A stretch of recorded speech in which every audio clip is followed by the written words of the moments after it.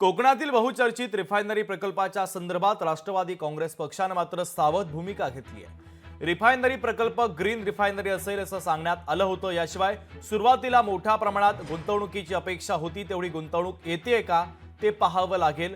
तसंच या रिफायनरीचा रासायनिक परिणाम किती होईल याची तपशीलवार माहिती घेऊन मगच पुढचा निर्णय घेता येईल असं मत प्रदेश अध्यक्ष सुनील तटकरे यांनी मांडलेलं आहे।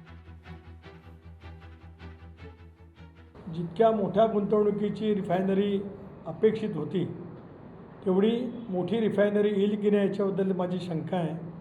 हरदीप पुरी या खात्याचे मंत्री आहेत, त्यांच्याजवळ प्राथमिक माझी चर्चा झाली।